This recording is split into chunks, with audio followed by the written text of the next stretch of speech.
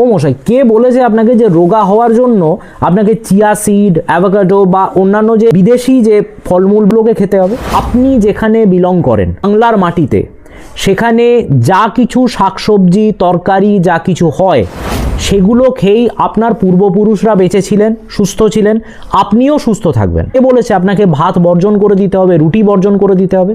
Everything is about balance. আপনি যদি জানেন কিভাবে আপনার খাবারটাকে ব্যালেন্স করতে হয়, তাহলে পৃথিবীতে সমস্ত রকম খাবার আপনার পক্ষে খাওয়া সম্ভব।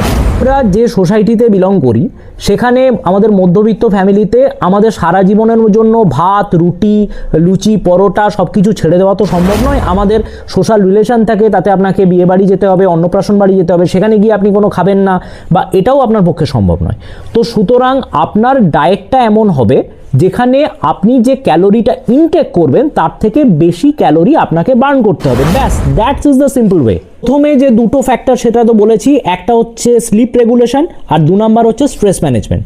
3 নাম্বার ফ্যাক্টর যেটা সেটা হচ্ছে ডায়েট। জলবায়ুতে এই মাটিতে যে সমস্ত শাকসবজি, শস্য এগুলো তৈরি হয় সেগুলোকে পাচন করার জন্য প্রয়োজনীয় যে উপকরণ সেগুলো আমাদের শরীরে রয়েছে বংশানুক্রমে। তো সুতরাং আপনাকে কোনো বিদেশি খাদ্যের ওপর নির্ভর করতে হবে না। এটা হচ্ছে প্রথম। আমরা কৃত্তিবাসী রামায়ণে পড়েছিলাম প্রথমেতে শাক দিয়ে ভোজন আরম্ভ।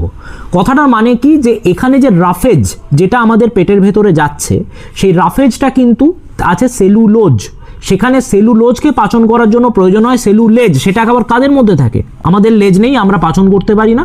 তো সুতরাং এটা আমাদের স্টুল বাল্ককে বাড়ায় এবং এটা একই সঙ্গে কি করে, গ্লুকোজ অ্যাবজর্পশন যেটা সেটাকে বেশ কিছুটা কমিয়ে দেয়। অর্থাৎ বডিতে কিন্তু সেই গ্লুকোজটা ভবিষ্যতে ফ্যাটে কনভার্টেড হওয়ার চান্সও অনেকটাই কমে যায়। যদি শাকসবজি এবং প্রোটিনটা আগে খান তাহলে দেখবেন কার্বোহাইড্রেট অ্যাবজর্পশন সেটার মাত্রা কিন্তু বেশ কিছুটা কমে গেল। 2 নাম্বার হচ্ছে, ধরুন আমাদের মধ্যে অনেকেই কর্মসূত্রে বাইরে থাকি এবং সেক্ষেত্রে আমাদের হয়তো অফিস করতে করতে আমাদেরকে কোথাও একটা চট করে কিছু একটা খাবার খেয়ে নিতে হয়। খাবারটা চুজ করবেন, সেক্ষেত্রে কার্বোহাইড্রেট থাকবে, সেক্ষেত্রে ফ্যাট থাকবে, সেক্ষেত্রে শাকসবজি থাকবে। প্লেটের অর্ধেকটা জুড়ে আপনার থাকবে শাকসবজি, আপনি 1/4 নেবেন আপনি রাইস বা ব্রেড, আর বাকি 1/4 নেবেন প্রোটিন।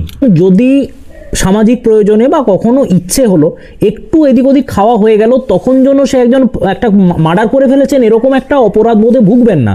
এটা কিন্তু আপনার মানসিক স্বাস্থ্য এবং শারীরিক স্বাস্থ্য দুটোই কিন্তু খুব খারাপ হবে। পর্যাপ্ত পরিমাণে ঘুম হয়, যদি আপনি স্ট্রেসকে ম্যানেজ করতে পারেন এবং আপনি যদি মুভমেন্ট ঠিক রাখেন, তাহলে কিন্তু ডায়েটে একটু এদিক ওদিক হলে সেটাকে সামলে নেওয়া যায়। এইবারে আমরা সামনের ভিডিওতে কথা বলবো চতুর্থ পিলারটি সম্পর্কে। দেখতে থাকুন বঙ্কু ডাক্তারের পাঠশালা।